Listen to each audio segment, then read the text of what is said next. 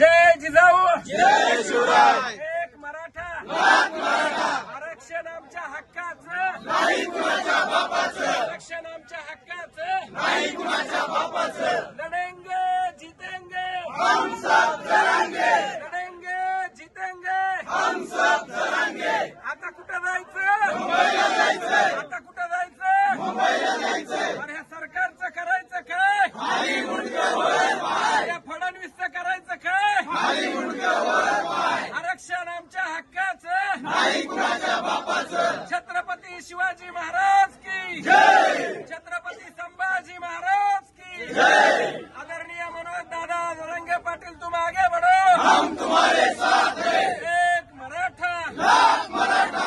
मराठा योद्धे आदरणीय मनोजदादा जरांगे पाटील यांनी मुंबईमध्ये जे उपोषण सुरू केलेलं आहे त्या उपोषणाला पाठिंबा देण्यासाठी आदरणीय दादांसोबत लाखो मराठा बांधव संपूर्ण महाराष्ट्रातून मुंबईमध्ये आझाद मैदानावर गेलेले आहेत.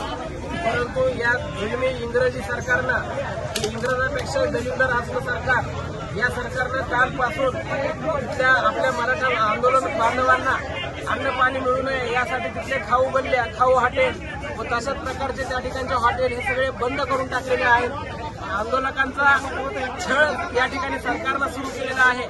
ही बातमी जेव्हा या ठिकाणी संपूर्ण महाराष्ट्रात पसरली तेव्हा अंबाजोगाई तालुक्यातून या ठिकाणी सर्व मराठा बांधवांनी व सर्व इतर ओबीसी बांधव, धनगर बांधव, मुस्लिम बांधव या सर्वांनी या ठिकाणी आज अन्नदान या ठिकाणी पाठवण्यासाठी या ठिकाणी भाकरी, चपात्या, दही, धपाटे, त्यानंतर दशम्या आणि त्याचप्रमाणे तांदूळ आणि संपूर्ण किराणा आणि पाण्याचे बॉक्स, फरसाण हे सर्व साहित्य या ठिकाणी आज जमा केलेलं आहे. आणि आज आम्ही या ठिकाणाहून हे संपूर्ण साहित्य घेऊन अंबाजोगाई तालुका आणि परळी तालुका आणि त्याचबरोबर पुढे केज तालुका आणि धारूर तालुका या सर्व बांधवांनी दिलेलं हे अन्न घेऊन आम्ही मुंबईला आज या ठिकाणी जात आहोत.